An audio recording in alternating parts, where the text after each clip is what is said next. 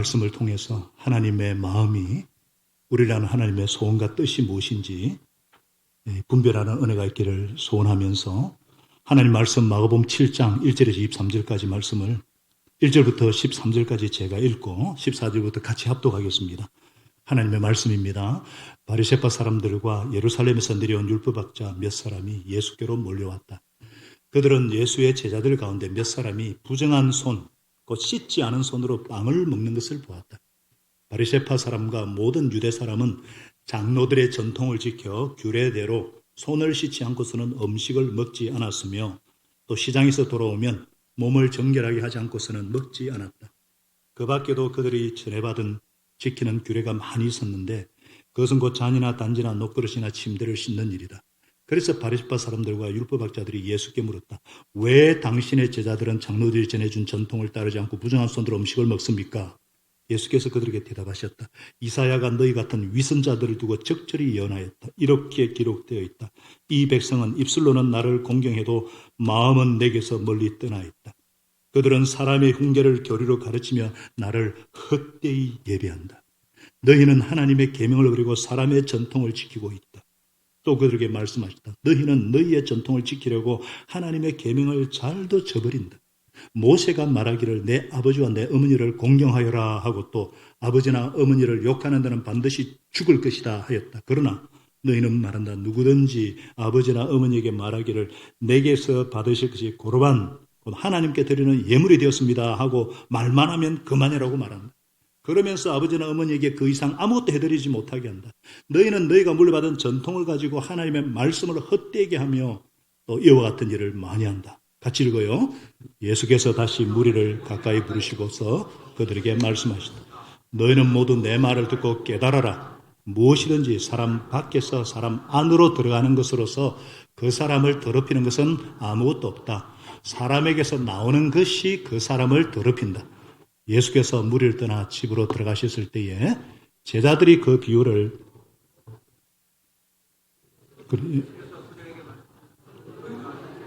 네.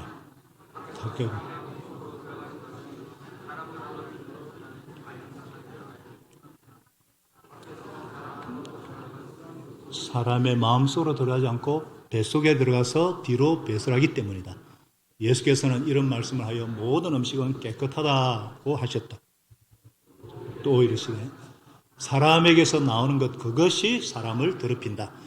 나쁜 생각은 사람의 마음에서 나오는데 곧 음행과 도둑질과 살인과 간음과 탐욕과 악의와 사기와 방탕과 악한 시선과 모독과 교만과 어리석음이다. 이런 악한 것이 모두 속에서 나와서 사람을 더럽힌다. 자, 우리의 모습은 우리 보이는 그 사람, 보이지 않는 속사람으로 이루어져 있습니다.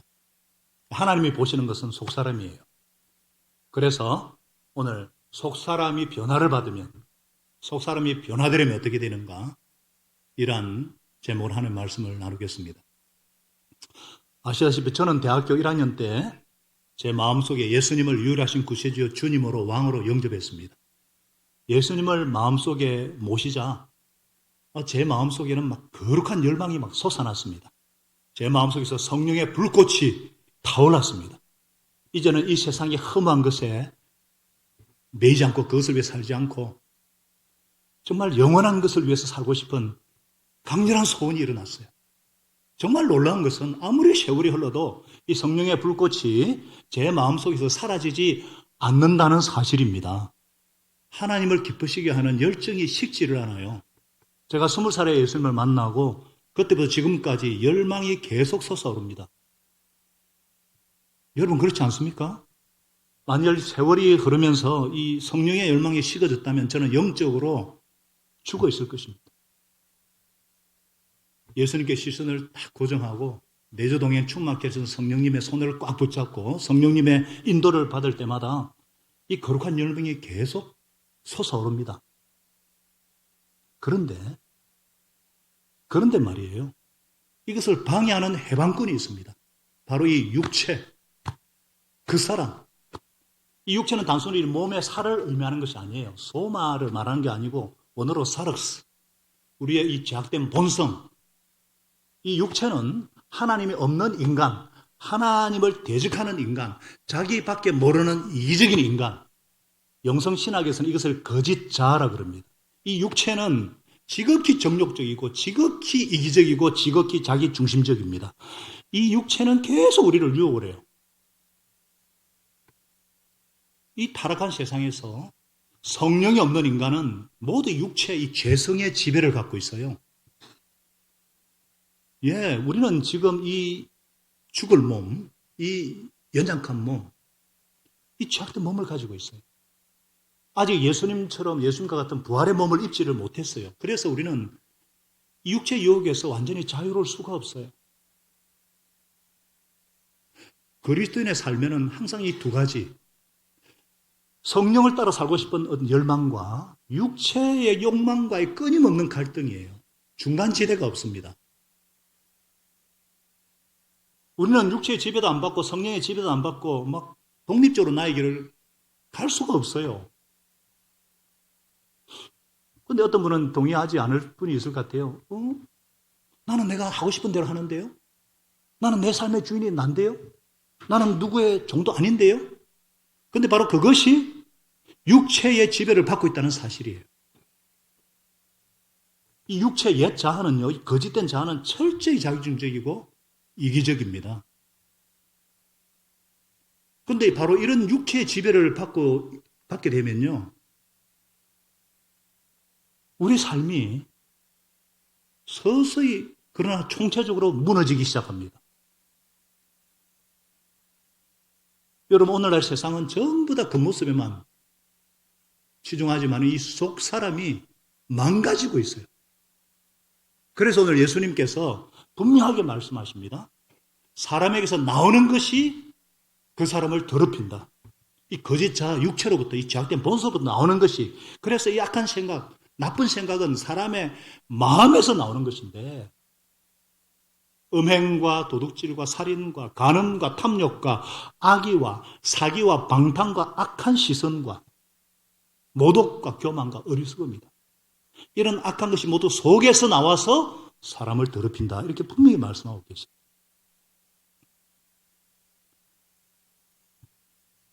제가 화요일이나 또 주일 저녁에 음식 쓰레기를 버리는 게 저희 담당인데요. 특히 날씨가 더운 여름철에 이 음식 쓰레기, 악취가 풍기는 이 음식 쓰레기, 이거보다 더 악취가 나고 더 끔찍한 악취가 나는 것이 무엇인지 아십니까? 부패한 인간의 마음이에요. 그래서 예레미야 17장 9절에 만물보다 더 거짓되고 아주 썩은 것이 사람의 마음이니 그 속을 누가 알겠습니까? 그랬어요. 하나님께서 오늘 진정으로 우리에게 원하시는 것이 무엇인가? 오늘 왜 우리가 이 자리에 앉아 있는가? 하나님께서 정말 우리를 향한 소원, 마음이 무엇이냐? 마음의 변화를 받으라는 것입니다. 속사람이 새로워지라는 것입니다. 이 속사람이 새로워지라, 이 말은 그 당시 종교 지도자들에게는 충격과 같은 폭탄 선언이었어요. 그분들만 그럴까요? 우리는 어떻습니까? 우리가 만일 마음의 변화를 받지 않으면 어떻게 될까요? 위선자가 되고 망하게 됩니다.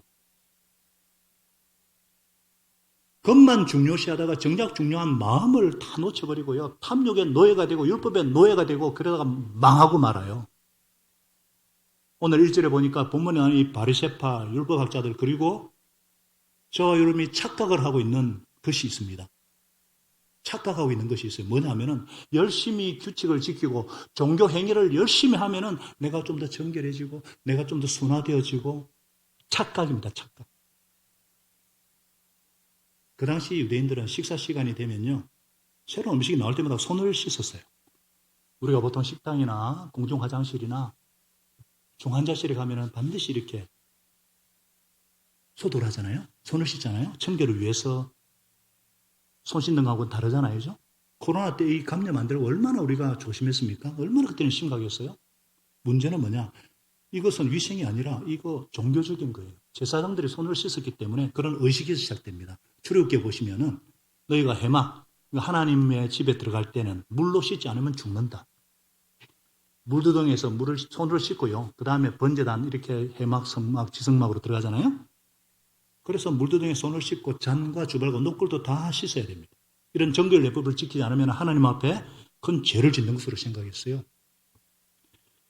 의식적인 이 정결을 얼마나 정도 소중히 여기냐 그러면은 어떤 납비가 무슨 잘못을 해서 감옥에 들어갔어요. 그래서 목숨을 유지할 만한 물만 공급을 받았는데 이 납비가 고민이 든 거예요. 아, 손을 먼저 씻어야 되느냐? 아니면은 씻지 않고 마실 것이냐? 갈등하다가 손 먼저 씻고 목말라 죽었어요. 그 정도로 하나님께 범죄하는 것보다 먼저 손을 씻고 죽는 것을 택합니다. 이러한 어떤 전통이 세월이 지나면서 유대 사회에 전반적으로 경건한 사람들이 적용이 돼가지고 유대 사회를 지배하는 중요한 전통이 된 거예요, 전통. 그런 그들의 눈에 비친 예수님과 이 제자들의 모습은요, 그들의 목숨처럼 지키는 이 전통을 어기는 죄인들이다. 그래가지고 왜 당신들의 제자들은 장로들이 전해준 전통을 따르지 않고 부정한 손으로 음식을 먹습니까? 예수님께 노골적으로 말을 못하고 제자들, 사실 예수님께 긁어 넘어지는 거거든요. 물론 이제 전통은요, 전통이 되기까지는 아주 이유가 있어요. 그래서 좋은 전통은 반드시 이렇게 존중돼야 되거든요. 우리 기독교인에게 있어서 좋은 전통이 뭐예요? 딱 식사가 나오면 딱 기도하잖아요. 밥 먹을 때 식사를 보고 눈을 감는다 그러면 크리스찬이에요. 눈 뜨고 기도해도 돼요. 이 식사 기도하는 이유가 먼저 모든 것을 주신 하나님께 감사하는 은혜를 기억하는 의미가 있잖아요. 이게 형식이 되면 안 되잖아요. 또 하나, 한국 장로교회에 있는 전통이 하나 있어요. 서리 집사를 세우는 제도가 있는데요. 1년 동안 사역을 해서 그래서 좀 준비시키는 좋은 의미로 시작했거든요. 왜냐하면 초창기 선교사들이 와서 이렇게 복음을 전하고 교회를 세웠는데 아이고 이렇게 한국은 그 당시 토속신앙, 유교, 불교 영향이 젖어 있어가지고 준비된 지도자가 없어요. 그렇다고 교회사가 나눌 수 없고 그래서 준비가 안 되지만 설이라는 딱지를 딱 1년 동안 한번 맡겨보자. 시작은 참 좋아요. 맡겨보면서 준비시키고 훈련시키고 근데 그것이 감투처럼 돼버려요. 서리집사, 장립집사, 무슨 장로 무슨 계급인 줄 알고 정신을 잃어버린 거죠. 이 전통의 유익과 이유가 있는데 일단 존중하는 것이 중요해요. 시집을 가면은 시댁 식구의 그 전통을 따라야 되잖아요. 회사에 입사하더라도 그 회사의 어떤 그런 전통을 따라야 되잖아요. 안 그러면 퇴사해야죠, 그죠? 기업마다 다 문화가 있잖아요. 일단 존중하고 따지지 말고 따라야 되잖아요. 왜냐하면 전통이 생긴 유익과 오랜 시간의 어떤 그런 이익이 있기 때문에 일단은 이해가 되지 않고 납득이 되지 않지만 일단은 순종하는 데 시작해야 돼요. 그런데 전통은 어디까지 순종해야 됩니까? 하나님의 계명과 하나님의 뜻과 어긋나면은 그때는 전통 대신에 하나님의 말씀을 붙잡아야 됩니다. 그래서 예수님께서 너희는 하나님의 계명을 버리고 사람의 전통을 지키고 있다 이렇게 책망하시는 거예요. 그러면서 이런 율법학자들에 대해서 뭐라고 하셨어요? 야이 위선자들아. 이사야 선지자가 너희들에 대해서 참 잘 말했다. 이 백성이 입술로는 나를 공경해도 마음은 내게서 멀리 떠나 있다. 사람의 훈계를 교회를 가르칠 때 나를 헛되이 예배한다. 위선이라는 게 뭐예요? 위선이라는 게 가면을 쓴 배우라는 뜻이거든요. 배우는 어때요? 주어진 각본에 따라서 전혀 다른 사람이 되어버리잖아요. 이들은 배우처럼 입술로는 하나님을 이렇게 존경하는데 마음은 멀리 떠나 있어요. 입술로는 하나님의 뜻대로 살겠습니다 그랬는데 마음은 전혀 실제 자기 뜻대로 욕심대로 살았어요. 헛된 예배입니다. 헛짓하는 거예요. 위선 떨지 말라는 거예요. 그러면서 실제적인 예를 든 것이 고르반이라는 의식입니다. 고르반이라는 것은 하나님께 드린 예물 이런 뜻이에요. 하나님께서 모세를 통해서 계명을 주셨죠. 10계명. 그래서 그 중에 5번째 계명이 내 부모를 공경하라 거거든요. 아버지와 어머니를 공경하여라. 아버지나 어머니를 욕하는 자, 순종하는 자는 반드시 돌로 쳐 죽이라 그랬어요. 왜냐하면 부모는 하나님의 대리자니까. 물론 신약에서는 부모도 자녀를 노엽게 하면 안 돼요. 그러나 철저히 부모를 공경해야죠. 굉장히 중요한 계명이잖아요. 그런데 어떤 사람이 고르반 하나님께 드리는 예물이 되었다 그러면요, 다른 곳에 쓸 수가 없어요. 부모님이 지금 경제적으로 막 어려움을 당해서 얘 좀 도와달라고 다오 이번 달 용돈 좀 더 보내라 그래도 아이고 손댈 수가 없거든요. 그러니까 이게 변질되고 말로는 하나님께 드림이 되었다 그러는데 실제는 부모보다 물질을 더 사랑하고 하나님보다 세상을 더 사랑하는, 결국은 부모를 섬기자고 저버리는 결과, 아주 악한 결과가 나오게 된 거예요. 하나님의 말씀보다 전통을 더 앞세우고 더 의지한 결과입니다. 본질을 잃어버리고 형식화되니까 이렇게 무서운 거예요. 그래서 이 육체의 거짓 자아는요, 이게 실체입니다. 아무리 종교적으로 행위로 포장을 해도 인간의 죄성, 인간의 부패성을 극복할 수가 없어요. 자, 제가 말씀이 나온 김에 이 육체 있잖아요. 거짓 자아의 특징이 무엇인지 한번 말씀드려볼게요. 이 거짓 자아 육체의 특징이 뭐냐면은 하나님이 없는 인간의 가장 깊은 심리적 특징이 뭐냐? 첫째, 두려움이에요. 두려움. 우리 인간은 하나님께 깊이 뿌려 내려야만 안전한데 뿌리가 뽑힌 인간은요, 더 이상 안전 보장이 없어요. 그런 두려움 때문에 과다하게 자기를 보호합니다. 세상 것들로 포장을 하고 성을 쌓고 방대한 관계망을 형성하고 자기만의 어떤 전문성 스펙을 쌓고자 힘을 쓰고 물질적인 자원을 확보한다든지 굉장히 탐욕스럽습니다. 돈이 많고 재산이 많으면 안전하다고 생각하고 끊임없이 탐욕을 부려요. 그래서 자기 이익을 위해서 남을 조종하고 이용해 먹으려고 합니다. 이런 육체 거짓된 자아, 이런 인간에게는 참된 가족이나 참된 친구가 없습니다. 그러니 배신하게 되고 배신당하게 되고 다른 사람의 관계도 파괴되어지고 결국 자신도 파괴되어 버려요. 하나님의 영이 없는 내면이 텅 빈 사람은요, 사람의 인정을 받으려고 자기 영광을 추구를 합니다. 탐닉적이 되어집니다. 과도한 소비와 과도한 쾌락과 술과 마약과 게임의 중독자가 되어버리는 거예요. 이 거짓 자아는요, 두려워하고 자기 보호적이 되고 탐욕적이 되어지고 남을 이용해먹고 파괴적이고 자기 자랑하고 쾌락과 중독에 빠지고 자기보다 못한 자들을 무시하고 차별하고 이런 종교의 탈을 쓴 이 율법의 노예가 되고 탐욕의 노예가 되어버리는 거예요. 그러니까 위선을 넘어서서 이웃을 파괴시키고 자신을 파괴시키고 세상을 파괴시켜버리는, 세상을 지옥으로 만들어가는 거예요. 종교주의자들이 이렇게 무섭습니다. 결국 이들은요, 자기들의 위선을 지적하고 책망하는 예수님을, 하나님의 아들을 십자가에 못 박지 않았습니까? 우리가 이렇게 되지 말라는 법이 있어요? 우리가 하나님 계명을 놓치고 어떤 인간이 만든 규칙이나 어떤 겉모습이나 외적인 것에 행위에 신경을 쓰다 보면은 정작 중요한 하나님의 마음을 다 놓쳐버리고 겉은 막 이상하게 막 종교적인 냄새 나는데 속은 막 온갖 탐욕과 더러움으로 악취가 나는, 그래서 지금 교회가 세상에 욕을 들어먹는 거 아니에요? 뭐 어떻게 하면 되겠는가? 우리는 어떻게 하면 이렇게 되지 않으면 어떻게 하면 될까? 어떻게 위선자가 되지 않고 우리 속사람이 변화되어질까? 어떻게 하면 되겠어요? 갈구하셔야 됩니다. 간절하게 열망하고 구해야 됩니다. 뭐를? 속사람의 변화를 갈구하셔야 돼요. 마음의 변화를 간절히 구하셔야 돼요. 이를 위해서는 성령 충만을 갈구하셔야 돼요. 따라합니다. 갈구하라. 마음의 변화를 갈구하라. 성령 충만을 갈구하라. 예수님은요, 외적인 종교의식과 전통에 매여가지고 입술로는 하나님을 공경한다지만 마음은 멀리 떠난 이 종교지대의 위선과 부패성과 지하성을 다 적발하신 후에 왜 제자들이 정결의식을 행하지 않고 음식 먹는 것을 내버려 두느냐? 16~15절에 분명히 말하자면 무엇인지 밖에서 안으로 들어가는 것이, 사람을 더럽히는 것이 아무것도 없다는 거죠. 이 말씀을 또 얼른 감을 못 자니까 또 설명합니다. 19절에 밖에서 사람 안으로 들어간 것은 뭐예요? 사람 마음속으로 들어가는 것이 아니고 뱃속으로 들어가다 뒤로 배설됩니다.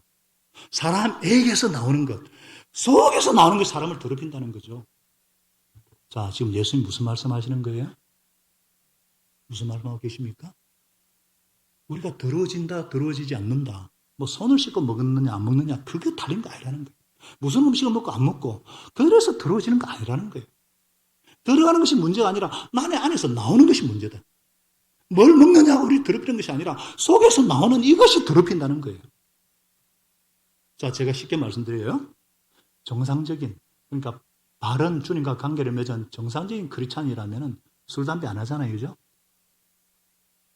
맞습니까? 그 좋은 거예요. 그죠? 왜냐하면 모든 사고가 음주운전 사고에서 나오잖아요. 그래서 음주운전 가중처벌법, 윤창호법도 발의가 되고 모든 법을. 근데 술, 담배 안 한다고 하나님께서 하나님 앞에서 정결하다. 그렇게 생각하면 안 되잖아요. 어떤 분은 술, 담배 안 하고 주일 예배 잘 드리고 근데 말하는 거 보면은 안 믿는 사람하고 뭐가 다른지 모르겠어요. 부정적인 얘기, 남 헐뜯는 얘기, 슬쩍슬쩍 과장하는 거짓말, 약속은 해놓고 지키지는 않고 운전 중에 욕하기. 그래놓고 술, 담배 안 한다고 하나님께서 야, 너 참 이쁘다 그러겠어요? 속에는 온갖 분노와 탐욕으로 가득 차 있는데 하나님은 중심을 본다 그러셨는데 그렇잖아요. 우리의 나쁜 생각, 나쁜 마음, 여기에서 잘못된 태도, 잘못된 삶이 나타나지. 뭘 먹고 안 먹고 그래서 사람이 더럽혀지는 게 아니에요. 나쁜 생각, 악한 생각은 사람의 마음에서 나오는데 음행, 거기서 도둑질, 살인, 거기서 탐욕, 방탕, 교만, 모도, 어리석음이 다 나오는 거예요. 이 모든 12가지 악한 것이 속에서 나와서 사람을 더럽힌다. 그래서 우리는 정말 마음의 변화를 갈구하라는 거예요. 참된 신앙은 마음이 바뀌는 것입니다. 참된 신앙은 속 사람이 바뀌는 것입니다. 이해가 되시면 아멘이에요? 겉모습 치장하는 거 그게 신앙 아니에요. 그것도 유창하게 기도 잘하고 그거 아니에요. 우리가 얼마나 이 외형을 강조하는 세상에서 자꾸 외적인 것에 마음 뺏기고요. 진짜 중요한 마음이 정결해야 되는데 마음을 지켜야 됩니다. 왜냐? 잠언서 4장 23절 분명히 말씀하죠. 같이 읽어봅시다. 시작. 그 무엇보다도 너는 내 마음을 지켜라. 그 마음이 바로 생명의 근원이기 때문이다. 하나님의 영이 많은 마음이 중심이 생명의 근원이 여기서 모든 게 나와요. 마음을 지켜야 돼요. 지키라는 것은 하도록 올려라는 뜻이거든요. 지켜야 돼요. 그래서 내 마음속에 분노가 올라온다 그러면 빨리 하나님 앞에 회개하고 용서하고 해결을 받아야 돼요. 내 마음속에 교만이 올라온다 싶으면 빨리 고백하고 해결해야죠. 내 마음에 돈 욕심이 생기고 가득 차 있으면 하나님 앞에서 빨리 인정을 하고 주님 제가 그럴 수밖에 없습니다. 빨리 인정하고 고백을 하고 해결을 해야죠. 정직한 마음을 갖도록 주님께서 우리에게 주신 도구가 뭐예요? 그게 바로 고백이고 그게 바로 자백이에요. 그래서 요한에서 1장 9절에 그렇게 말씀하잖아요. 너희가 만일 죄를 자백하면 우리가 우리 죄를 자백하면 인정하고 고백하면 하나님은 신실하시고 오래 주셔서 우리의 모든 불의를 종사하시고 우리를 깨끗게 하신다는 거예요. 이런 마음에서 우러나오는 이런 고백을 통해서 우리 속을 정결케 하십니다. 우리가 성찬식을 하는 이유가 여기 있어요. 예수님의 피로서 우리를 씻겨달라고. 우리가 구원받은 것이 망령된 조상의 행실에서 구원받은 것이 금이나 은같이 없어질 것이 아니라 보배롭고 흠없는 어린 양 예수의 피로 된 것인 줄로 믿습니다. 그래서 여러분과 제가 날마다 예수님의 피 뿌림을 받아야 돼요. 그래서 히브리서자가 그러잖아요. 하물며 그리스도의 흠없는 자기 몸을 하나님께 드리신 영원한 성령을 통해서 드리신 그 자신의 피는 더욱더 우리들의 양심을 깨끗게 하고 죽은 행실에서 하나님을 섬기게 하지 못하겠느냐. 이정부정한 강한 긍정이죠. 그렇게 능히 하신다는 거예요. 성경은 전부 다 속 사람의 변화에 대해서 말씀하고 있어요. 그래서 이런 말씀과 기도로 하루를 시작하고 하루를 마치는 거예요. 시편 119편 9절에 청년들 큰 소리를 씁니다. 자기가 청년으로 생각하는 사람들 시작. 젊은이가 어떻게 해야 그 인생을 깨끗하게 살 수 있습니까? 주님의 말씀을 지키는 것 그 길뿐입니다. 119장 11절은 다 같이 오시죠. 내가 주님께 범죄하지 않으려고 주님의 말씀을 내 마음속에 깊이 간직합니다. 확신의 삶 요절이잖아요. 내 마음속에 주님의 말씀을 깊이 간직한다는 것은 내 자신은 그리스도를 주님으로 모시고 말씀이 육신이 되신 예수님을 모시고 사는 거예요. 그래서 주님께 주신 이 생명, 이 시간 하루의 시작과 끝을 정말 자유로운 마음으로 그렇게 살아야죠. 하나님 앞에 정직한 마음으로. 마음이 청결해야 하나님을 볼 수 있기 때문입니다. 참된 예배자가 될 수가 있고 하나님을 기쁘시 하는 삶을 살 수가 있습니다. 마음의 변화가 그리 중요해요. 이 마음의 변화를 받기 위해서는 성령 충만을 갈구하는 것입니다. 무슨 말이냐? 악한 생각은, 나쁜 생각은 없어지는 것이 아니라 성령의 능력으로 극복하는 것입니다. 성령의 능력으로 극복하는 거예요. 여러분, 나쁜 생각을 어떻게 이렇게 제어할 수 있습니까? 나쁜 생각을, 이 악한 생각을 어떻게 제어할 수 있어요? 불교 방송 보니까 어떤 스님이 열심히 참선을 하면 됩니다. 열심히 노력하고 도를 닦으면 됩니다. 고란다고 나쁜 생각과 탐심과 욕심이 없어집니까? 에러스도 안 없어지던데요? 여러분, 누구 미운 사람 있으세요? 거짓말하지 마시고. 누구 미운 사람 있으시죠? 미운 사람 없으세요? 저는 있는데.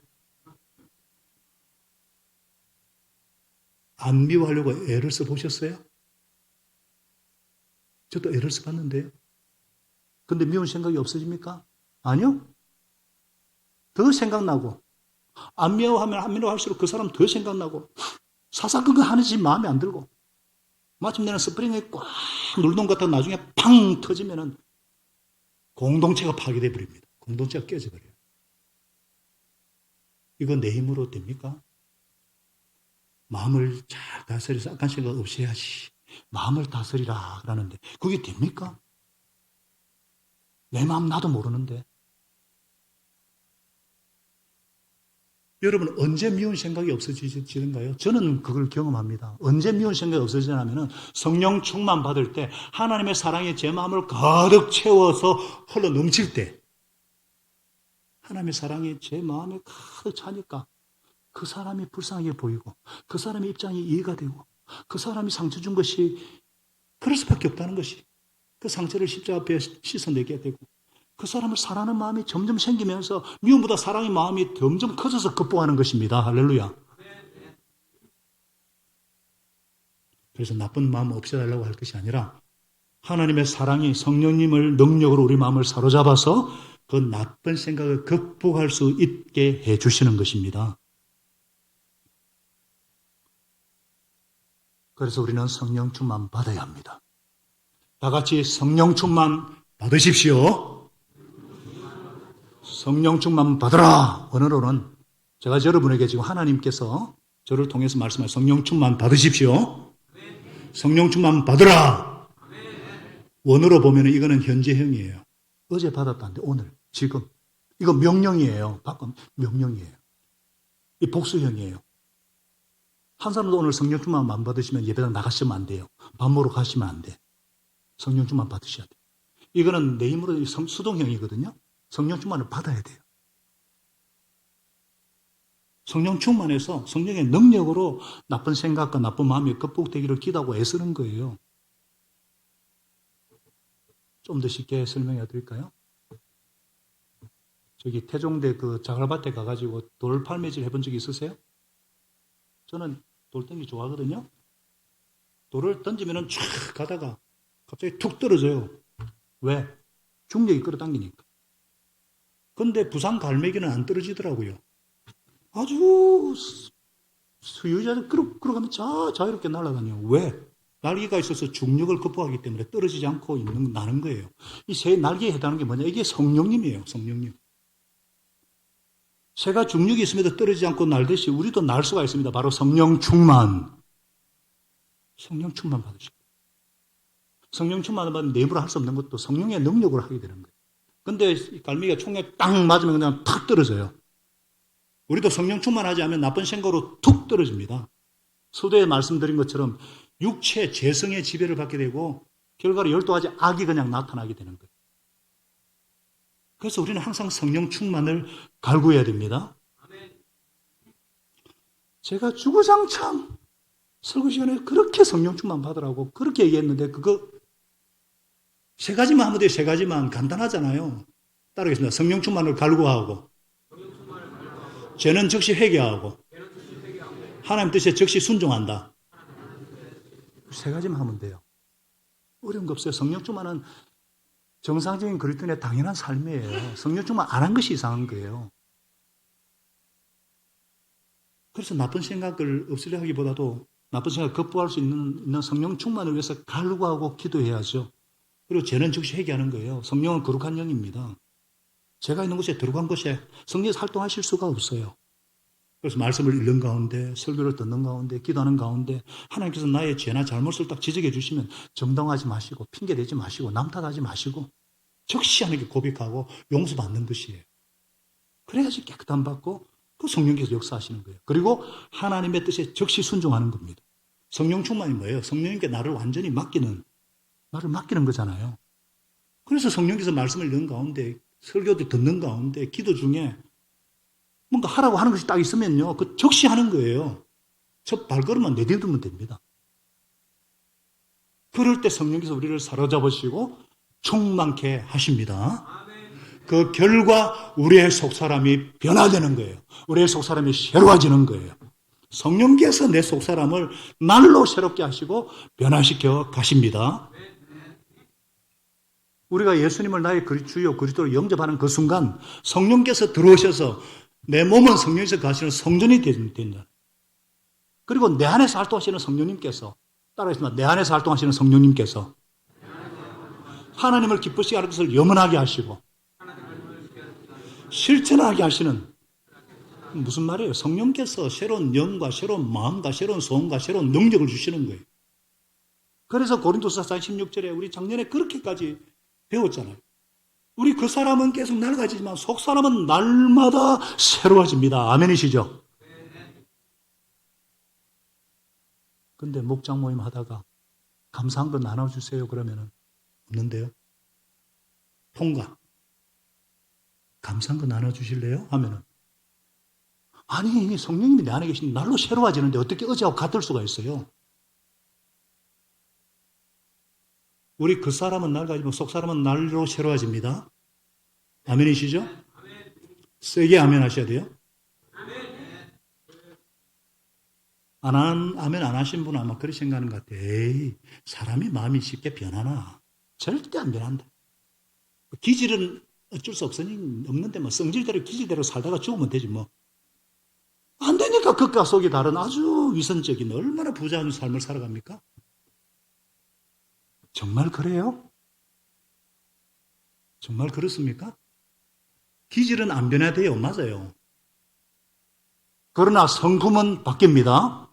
성품은 바뀔 수밖에 없습니다. 누구든지 그래도 옛사람에 있으면 새로운 피조물을 그랬잖아요. 성령께서 새로운 성품을 주시고 새로운 운명을 주시고 새로운 소원을 주시고 새로운 가치관을 심어주는데 기질은 하나님 주신 기질은 안 바뀌어요. 그러나 성품은 점점 성령으로 통해서 예수님을 닮아가게 되고 성령의 능력으로 변화되어 가는 것을 믿으시기 바랍니다. 앞에 서 있는 이 사람 보면 알잖아요.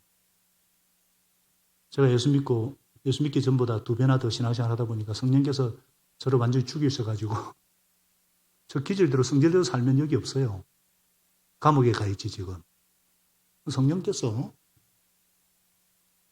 저를 무릎 꿇게 하시고 예수님 바라보게 하시고 내 안에 계신 성령님께서 저를 조금씩 변화시켜 주셔서 저희 속 사람이 강건케 하시고 변화되어 가게 하시고 사랑이 없는데 사랑할 수 있는 힘도 주시고 저는 참 어리석고 지혜가 없는데 어떨 때는 하나님께서 지혜로운 삶을 살게 하시고 저는 결코 용서할 수 없는 사람인데 용서할 수 있는 능력도 주시고 성령의 능력으로 극복하는 것입니다. 할렐루야. 그래서 우리는 위선을 뜨는 게 아니고요. 겉과 속이 투명한 삶, 정직한 삶, 솔직한 삶 그냥 부족하지만 연약하지만 성령께서 바울이 그랬잖아요. 바울이 그죠? 바울은 얼마나 율법적이고 어둡고 부자유하고 큰 위선적인 삶을 살았습니까? 그래서 자기도 탄식을 했어요. 나는 참 비참한 사람입니다. 누가 이 죽음의 몸에서 나를 건져주겠습니까? 이 육체, 이 죽을 몸에서 나를 건져주겠습니까? 단식하다가 뭐예요? 성령님께 감사합니다. 그는 늘 성령을 사모하고, 그리고 또 안에서 예수님이 내 안에, 내가 예수님 안에 늘 포도나무 예수님 안에 붙어서 성령께서 그 바울을 그렇게 변화시켜 가시고, 우리가 때때로 있잖아요. 내 마음속에 평안과 기쁨이 사라질 때를 느낄 때가 있습니다. 그때 내 마음속을 쫙 들여다보면 틀림없이 육체가 문제될 때입니다. 내가 세상 걱정을 한다든지, 너무 많은 욕심을 낸다든지, 하나님보다 세상을 더 사랑한다든지, 내가 하나님보다 말씀보다 앞선다든지, 남과 비교한다든지, 이웃과의 관계가 안 좋다든지, 그때는 평안과 기쁨이 그냥 사라져요. 그러면 즉시 회개하고 성령 충만을 구하고 주님께 순종하셔야 돼요. 그러면 다시 내 마음속에 평안과 기쁨이 회복됩니다. 이 평안과 기쁨은 하나님께서 우리 마음에 심어주신 일종의 영적인 센서예요. 영적인 센서.